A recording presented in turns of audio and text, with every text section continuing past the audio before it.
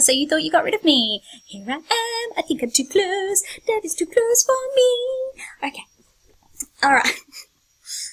So awkward. This leg, it makes my whole life more awkward than I already am as a human being, and that really says something, because I count myself as quite an awkward human at the best of times. Anyway, so let's talk about explanatory statements. That's what we are here to do. So, oh look, just checking out my content. Don't mind me. Okay, so you will get this form, or this sheet of paper, in your sack. Okay, I want to zoom in on it a little bit. Oh, too much. Calm down. Okay, so you will get this exact sheet. Let's zoom it out actually, so you can see it. Okay, you will get this actual sheet with these actual questions, with the highlighting exactly the same. I'm literally going to just hit print on this, okay, in your sack. So don't memorize them, because that's dumb. And you're not dumb. Okay, so you'll be able to come in, have that next to you while you write your explanatory statement. Okay, the reason that I am happy to give you these questions is because you don't have to do it in the exam. You don't have to write a written explanation in the exam. So, like, why would I try and get you to do one from memory? There's, like, no point. But there is a point doing written explanations, though, because they are part of your S&N component for this SAC for Year 11, and they get scored, so they're part of the score. And in Year 12, again, they are part of the SRN component, so basically if you don't do it on the SAC, you fail the SAC, and you have to do it again, and they are part of the score. So it is really important that you can do them, but it's not important that you can do them like under test conditions. Okay, so let's have a go. Okay, so basically you get these questions, and your job is to write a reflective piece on your creative piece. Okay, that addresses these questions. Okay. No, you cannot just write question and answer. You cannot do that. If you do that, then it's not good for you. You have to do again. Okay? It needs to be a sustained piece of writing, like a little essay. But you can write in first person. You can say, I chose these ideas. I did this because. Okay, so it's a really easy thing to write. And basically what I would do personally is just work through the questions and do a paragraph for each. Although what you will find is that some of them you can actually double up on and like kill two birds with one stone. In one sentence you can hit off a couple. Okay, so let's have a look at the questions. They're not exactly brain surgery type questions. So let's zoom in, shall we? Whoop. Whoop. Okay. Here we go. So the first question is, how are the key ideas from the Crucible that are seen in my prompt, not just like key ideas in the Crucible, they have to be actually in your prompt. Okay, so if your prompt is not about hysteria, you cannot write about hysteria alone.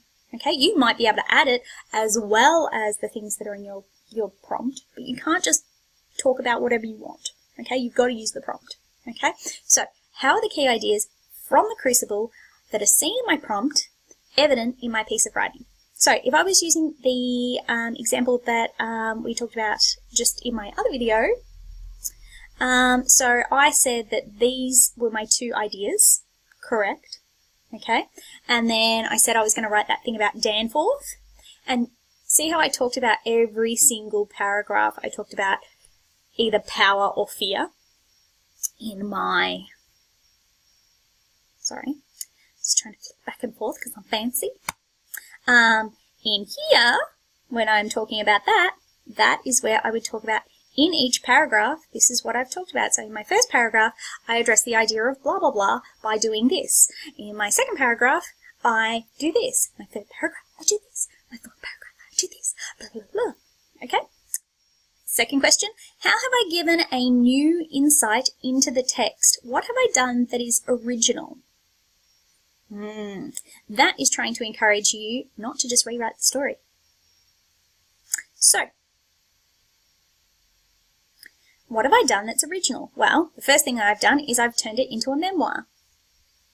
Arthur Miller didn't do that, did he? Huh? I've also decided to extend the timeline. I'm talking about what happens after the text finishes, which is also original. Okay? Oop, nope, wrong thing. There we go. Okay. What authorial choices have I made? Well, I've just talked about some things that I've done, like my original things. So I made the authorial choice to write a memoir. Why did I do that? Well, because I feel like Danforth is the kind of person who would have a memoir because he is very narcissistic. Another authorial choice I made, I'm the author, so it's my choice.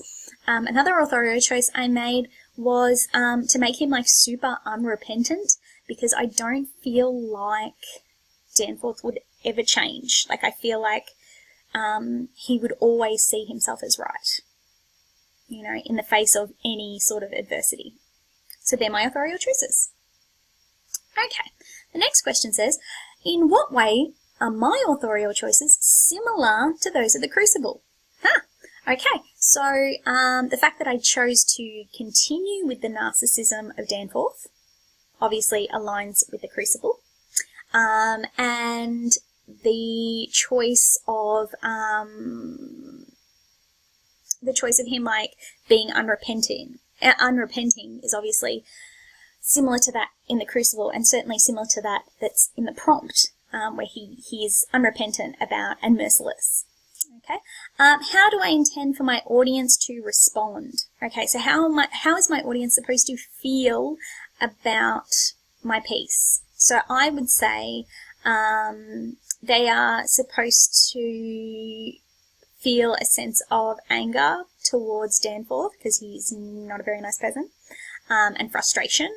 And they are supposed to respond in a way that kind of feels angry at the justice system.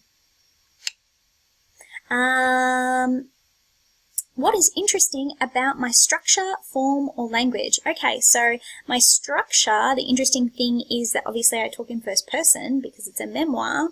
It would be in first person. So that's interesting. So that's about my structure and form. My language as well, I try and create quite flowery, intellectual language, because obviously Danforth is quite an educated man, and he does think quite a lot of himself, so he does use quite fancy language. So I've tried to kind of use the sort of language that he uses in the text. What specific examples highlight my message or demonstrate textual links? So where can I clearly show that I know the text? So maybe I have taken some of the quotes that he used, that Miller gave in the actual script. Maybe I've embedded them in, or like phrases, or like even particular words. Perhaps I have like this really like dramatic part where I get really angry, and that kind of aligns with moments in the text where Danforth gets really angry. So how did I come to choose this topic? Well, I chose this question, don't just say because I had to pick one of them, or because, you know, this one was the easiest. Talk about like why. Like, for instance, I picked the one with Danforth. So I really like the character of Danforth. I find him very interesting, and I find that he has a lot of depth to his kind of motivations, and I wanted to kind of explore those more. So, can you see how this is actually a really easy part to do? But it is something that you do need to practice. So, what I want you to do now is go and practice!